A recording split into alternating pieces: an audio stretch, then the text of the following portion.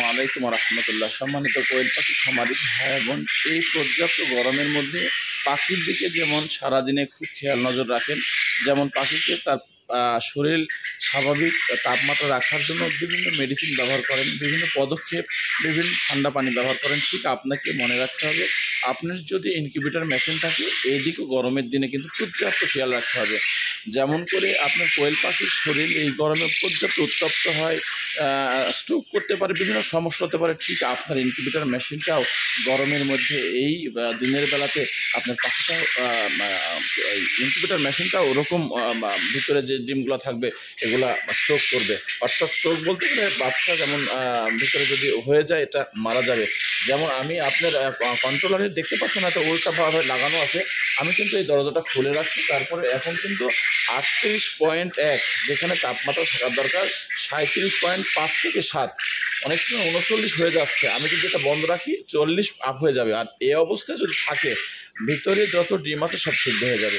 যার কারণে পাখির দেখে যেমন খেয়াল রাখবেন যে পাখির শরীর কীভাবে তাপ থেকে নিয়ন্ত্রণ রাখা যায়, স্বাভাবিক রাখা যায়, ঠিক আপনি কি আপনার বুদ্ধি খাটায় আপনার মেশিন গরমের মধ্যে কীভাবে 37.7-এর কম এবং 37.7 এই পর্যায়ে রাখা যায় সে এই জন্য আপনি যদি কি সবসময় খেয়াল রাখতে হবে।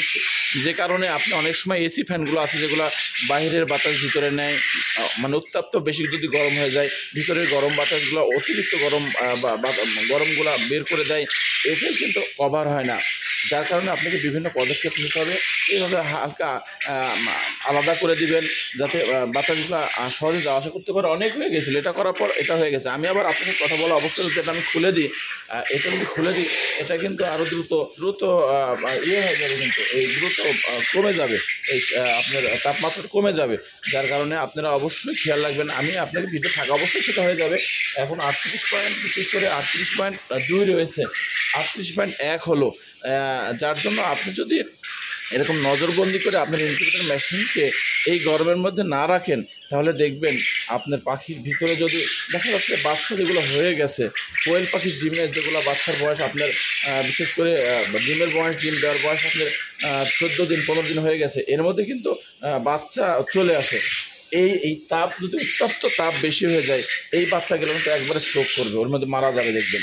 যার কারণে আপনি অবশ্যই যেমন গরমের মধ্যে কিন্তু বিশেষ করে হিউমিডিটি তেমন দরকার হয় না, হিউমিডিটি কন্ট্রোল অতিরিক্ত হয়ে যায়, কিন্তু তাপমাত্রাটা অতিরিক্ত যখন হয়ে যাবে এটা নিয়ন্ত্রণ যদি আপনার না করেন তাহলে আপনার এত বড় ক্ষতি হয়ে যাবে, এত বড় ক্ষতি হয়ে যাবে যে আপনি ভাষায় প্রকাশ করতে পারবেন না। যে ডিমগুলো আপনি দীর্ঘদিন দিয়েছেন, যে পাখিগুলো বিক্রয় করার জন্য বায়না নিয়েছেন, কথা বলে রাখছেন এবং আপনি বোর্ডার করবেন এরকম সিদ্ধান্ত নিয়েছেন, হয়তো 2-1 দিন পর বের হবে, 5 দিন পর আমি হ্যাচার করবো, এই করবো, হ্যাচার আর স্যাটার একই হিসাব করবেন।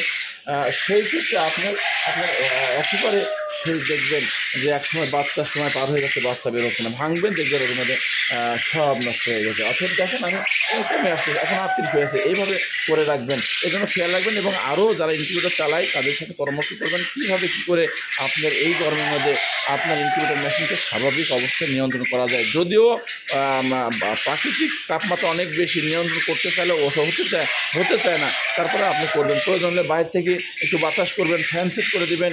সেই বিস্তারিত আমি নিজে প্র্যাকটিক্যাল যেভাবে করি নিয়ন্ত্রণগুলো আমি আরও পদক্ষেপ করি সেগুলো আমি আস্তে আস্তে জানাবো। আসসালামু আলাইকুম রহমতুল্লাহ।